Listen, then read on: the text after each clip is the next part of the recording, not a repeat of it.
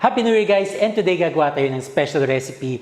This is a double chocolate chip cookies, pero instead of butter, gagamit tayo ng shortening. And this is by Marca Leon Premium Shortening. First time ko siya gagawin and actually na-excited ako and ako-curious kung ano yung difference kung gagamit ka ng butter sa cookies versus kung gagamit ka ng shortening. By the way, etong shortening ng Marca Leon, this is plant-based. And ang maganda dito, when using shortening sa mga baked products, mas nare-retain yung tenderness niya.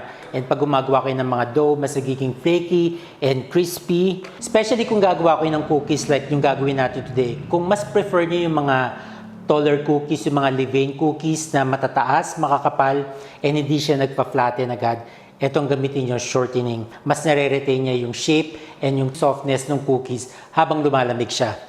So, simulan natin yung paggawa ng ating double chocolate chip cookies. So, sa recipe natin, we need 2 whole eggs,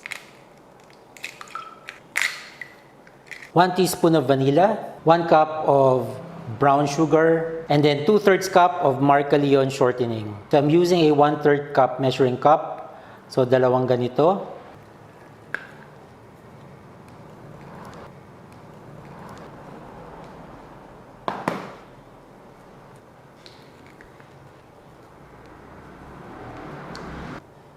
And then, i-cream lang natin yung ating shortening, sugar, vanilla, and eggs until well combined. And then, i-add natin yung remaining ingredients.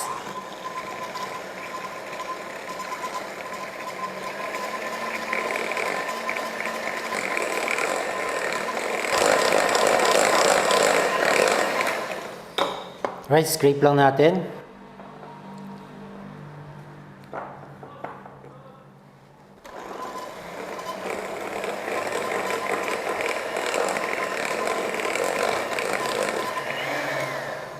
Okay, once na mix na natin yung ating mga wet ingredients, i-add na natin lahat ng ating dry ingredients naman. We have 1/3 cup of cocoa powder, half teaspoon of salt, 1/4 teaspoon of baking soda, and 1 1/4 cup of all-purpose flour. Mix lang muna natin with a spatula bago natin gamitan ng hand mixer para hindi magliparan yung ating flour.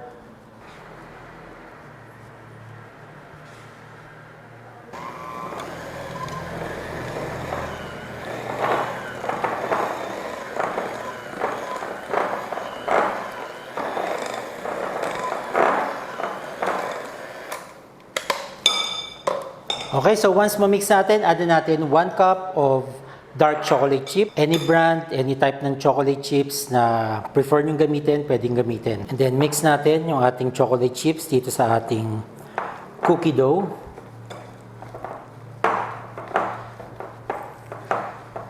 Maganda dito, wala na tong resting time. So you can bake this right after ma-mix yung ating dough. I'm using a large size ice cream scoop. So, i-portion lang natin yung ating mga cookie dough.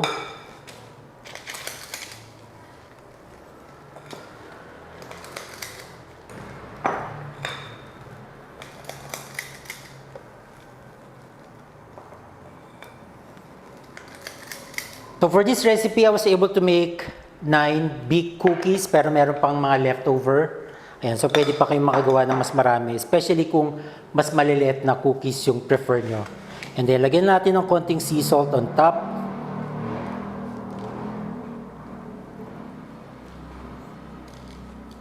And then more of the chocolate chips. And now we bake this for 8 to 10 minutes at 180 degrees Celsius. So, ito na, bake na yung ating double chocolate chip cookies using our Marca Leon Premium Shortening. So, in-extend ko lang siya ng 1 minute just to make sure na hindi masyado underbake yung loob ng ating cookies. So, try na natin. So, yung kanyang ilalim. Actually, mabango siya. Very chocolatey yung amoy. So, maganda dito using shortening ng Marca Leon. Hindi siya masyado nag-spread. Kaya, right after mixing ng ating cookie dough, pwede nyo nang i-bake. You can tell na yung cookies natin is very soft. It's baked all the way through the moment of truth. Yung texture niya parang siyang crinkles, tapos crispy yung labas niya. Surprisingly, ang sarap niya. Super moist ng loob niya. Oh.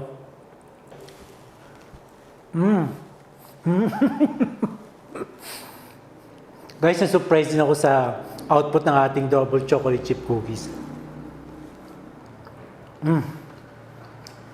Masarap siya, promise. Ayun, didikit sa ngalangalan nyo dahil sa kanyang moisture. And it's not too sweet. Saktong-sakto lang. Again, yung ginamit natin sa ating recipe ngayon na double chocolate chip cookies is yung Marca Leon Premium Shortening. Available siya sa mga SM Supermarket and sa mga South Supermarket. So again, thank you for watching guys and Happy New Year. See you next time. Bye-bye.